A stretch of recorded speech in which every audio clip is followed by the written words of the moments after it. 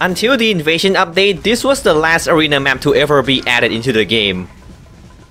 I can't believe it was like 5 years ago. Both teams can see each other immediately if they exit the spawn and just turn left, which can be good or bad depending on what type of team you're playing against. If you need to flank, you need to walk around the cliff side, which means you're asking for a partner to just yeet you off the map, so you gotta be careful there. And to drive the point home even further, this is where the only medkit in the whole map is located. And I guess taking a risk is basically this map's gameplay theme, because the corridor inside the building is also very small, making it impossible to just not trade damage when you run into the enemy. Also, it's a weird thing that all of my players just switch to Demo Man and try to do some tripping and sticky jumping, which most of the time ends up in many dead Demo Men. You will love a boy. Good. Jamie, no! Good job, Jamie. You live through that. Right behind you, there's a spy, there's a spy. Okay, for real though, this is pretty much my favorite King of the Hill map. I think the map just hit the right spot in terms of size and layout. All 3 floors in this map also has unique aesthetics to them, which really helps in learning the map. And you know what? I really like the control point design. It is pretty much the center of attention, and the thin walkways give you a risk when you try to cap it. Although the sniper can become a problem more than he was in the arena mode, because unlike in arena, he can just keep respawning. Thankfully, you can use the outer spawn exit to avoid his sight line. Yeah, Nucleus is pretty much all around a very good map. I got no more to say. Well, King of the Hill is basically arena mode, but you can respawn, so everything is pretty much the same here. But there's this one big problem that the arena map just doesn't have. The sightline on both teams' spawn is fucking terrible. The sniper can jump onto this fence and pretty much snipe anyone coming out of spawn. And while you can spot him through the window, he can also do the same. And there's pretty much no cover for you at all if the enemy team push past the sawmill itself. You know, there's this little detail in the map that I don't know why it's there. Inside the sawmill, there's 2 basketball hoops by the door. Yeah, it's weird. You know, there's probably a creepypasta about it somewhere. You know, I don't think it's a good idea to turn Sawmill into a CTF map. The layout just doesn't fit at all. This version has the intel room, obviously, and the flank routes on both sides are boarded up. Now you need to go to the Sawmill to go to the other side or jump down from this ramp. I know they do this to prevent the scout from capping first every round, but man, does it make it very tedious to go to the other side. The intel room is so horribly designed, I fucking get aneurysm from staring at it. It's so small. It pretty much invites spam on a goddamn red carpet. Alright, Yukon,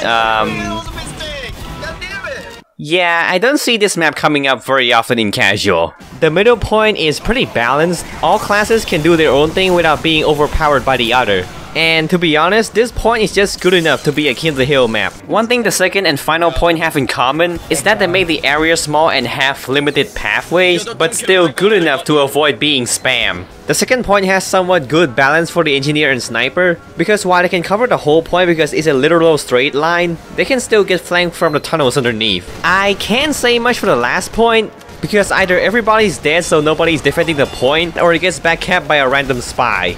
I guess Yukon's good enough. Freaking spy at the last point, and a Uber push as well.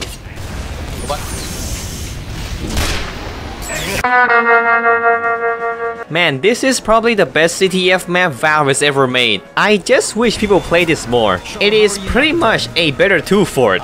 It solves so many problems the 2-fort has, and unlike Turbine, it does so much better. Getting around the map is no longer tedious, the area inside the base is very much wider, and the sniper sideline is somewhat fair. And the best part is you can completely avoid the enemy spawn and just go straight to the intel room. Even though the engineer can defend the area well, unless he's in the intel room, you can completely avoid him altogether. Although because you're still in a CTF map, if he somehow reached the middle point of the map and set up the sentry there, he's gonna be there for a while. But there's still a very unforgiving flaw this map has. I don't know why it's like this, and I hate it.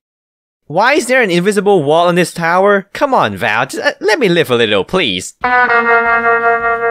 You know, this map feels like a better version of Dust Bowl, which sounds like a very low standard, but it's actually a compliment. The first part is pretty open, but still remains somewhat fair for both teams. Sometimes there might be an engineer on top of the shipping container, which can be a bit annoying to deal with. By the way, the first point takes a very long time to cap, which is, frankly, really stupid. Well, to be fair though, it resets the timer to 8 minutes when it captures, so I guess it cancels out. To be fair, this map has a finicky balance for the engineer and sniper though. At the first point, despite some generous amount of cover, the sniper can see almost everywhere.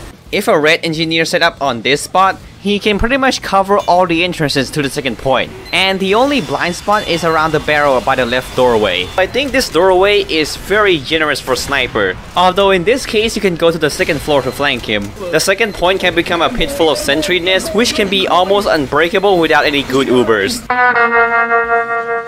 You know, I play on this map a lot, but it's not really my favorite among the King of the Hill maps. It's a good map with a few fair share of its issues. Probably because of its small size, and technically there's no flank routes here, which means if a stalemate happened, oh man, it's gonna be one hell of a stalemate. I remember this one time where both team has a sentry gun aiming at the point, so the middle area just become a no man's land. On the other hand, it's just pretty easy to get behind the enemy line, because again, the map is very small. Viaduct's still a good map though. The layout is pretty easy to learn, and it has a somewhat pretty good spawn protection. If you build a sentry gun outside of spawn, it can guarantee that it will protect you from any potential spawn campers. I have a sinking feeling that Harvest is like 2-4 to King of the Hill, because every time I kill for the boat itself, I almost always end up here. I mean, to be fair, it's a pretty good map. It has good aesthetic, good layout, and most importantly, it's a lot bigger than Viaduct, which means each path technically diverges far enough from each other, allowing flanking classes to have a better time here. But at the same time, certain classes can really dominate the map. The soldier and the demo man can basically spawn camp the other team with pretty much no effort. The sniper sideline here can get a bit ridiculous, and for some reason it's pretty easy for engineer to set up around the point. Just like Viaduct, I think the map is fine. I'm probably jaded from playing on this map too much.